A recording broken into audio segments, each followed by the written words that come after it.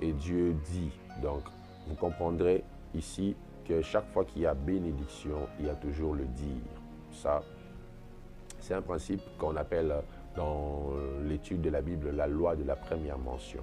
Cette loi stipule que le sens qu'on attache à un concept, la première fois qu'on l'a utilisé dans la Bible, influence toute sa compréhension dans la suite de la Bible.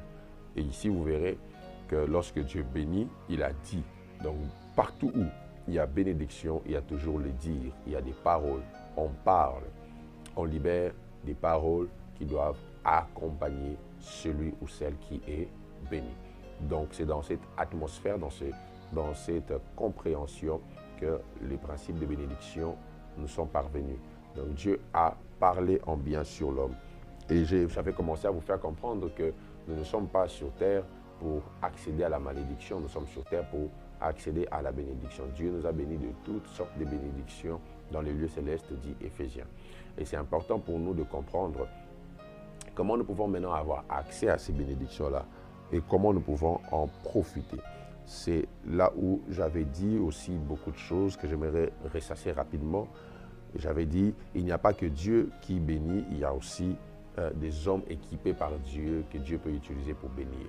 Aujourd'hui sur terre, Dieu a doté de toute sa création, Dieu a doté seulement à l'homme la capacité de dire ou de parler. Donc en l'homme habite aussi la capacité de pouvoir bénir.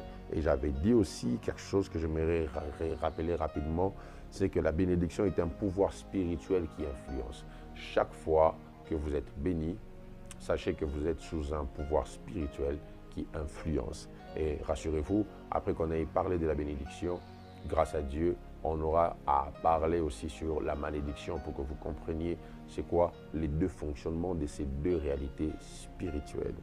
Et j'étais en train de finir la fois passée en vous parlant sur la domination qui habite dans la bénédiction. Vous verrez que lorsque Dieu a créé les poissons, la Bible dit que Dieu les a bénis en donnant l'ordre de fécondité, mais Dieu n'a pas donné aux poissons l'ordre de domination. La domination n'a été donnée qu'à l'homme. La Bible dit que Dieu les bénit, Dieu dit soyez féconds, multipliez, remplissez la terre et la sujettissez ou dominez. Donc la domination est une exclusivité que Dieu a octroyée à l'humain, à l'être humain. Donc, l'un des grands signes de la bénédiction qui nous différencie de toute autre création, c'est la domination. La domination, j'aime quelqu'un qui a même dit, la domination, c'est dominer des nations. Donc, la domination, c'est avoir la supériorité même sur des